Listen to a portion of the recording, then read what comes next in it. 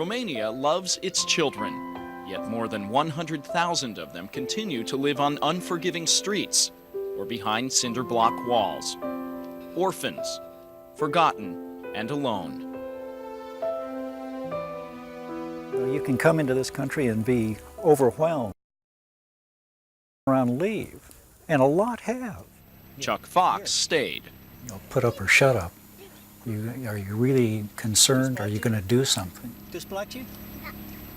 6 years ago, the Vancouver, Washington man built a special place for children here in the Romanian village of Talmațiu. Rebecca. He started with 6 orphans. Now he cares for 43. We keep pushing the envelope. But this is not an orphanage. It is home. Hi, La Masa. And these children are no longer orphans. They are family, never to be put up for adoption, but remain here until they can care for themselves as young adults. These kids here, they're the hope of Romania. Many are left by loving parents who can no longer provide. That's hard. Others are rescued with the help of Romanian authorities from brutal conditions. We have one child here. The father took her to a chopping block one day. He just came home drunk and decided that he was going to reduce his family. That girl was saved by a courageous neighbor. We have 4 children here who 2 of them watched their father hang himself. And 4 years ago, little Taya narrowly escaped death at the hands of her own mother. She cracked and she took Taya out into the forest and dug a hole. And Taya was probably 3 years old at the time. And she threw Taya in the hole and started throwing the dirt in on top. Taya's journey into compassion has been hard fought.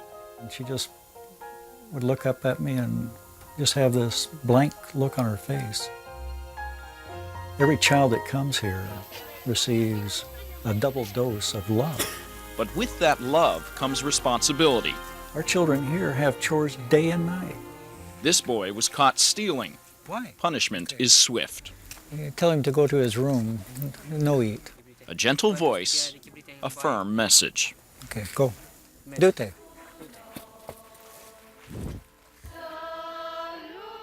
For these boys and girls, merely surviving is not an option. They are encouraged and expected to thrive. All of them attend local schools and study hard. Our children are going to go back into their society to make change. Viorel came to the children's home at the age of 11, unable to count or read the alphabet. His abusive mother had been forcing him to beg by displaying his badly burned arm.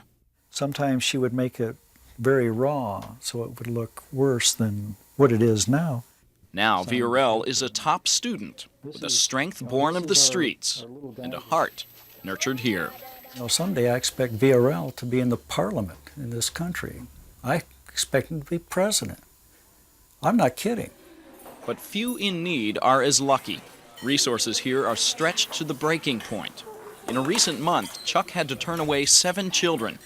He's already 3 over his legal limit when Christina arrives.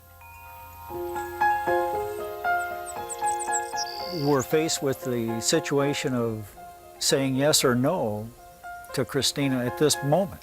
The little girl comes from a shattered family, her grandfather no longer able to care for her. A sensitive girl with a love of classical music. She will not fare well in a state orphanage. You come here with a heart to help these children, and you find yourself put in a position of saying, no, I can't take you in. It really hurts. I can't describe that feeling of knowing that by saying no, that child is going into the state facilities or is going to stay out on the street. There's no words that I can tell you how much that hurts. But today, Papa Chuck cannot say no. He will make room for one more. Welcome. Welcome. For the sake of stability, the arrangement is permanent. Once they sign them over to us, they're our children. Christina and her grandfather will return tomorrow, and they will say goodbye to each other. A new family awaits. If you wait for me. Chuck Fox knows Romania's heartbreak. He lives it, and there's no place he'd rather be. You get back what you give. Although I've traveled far,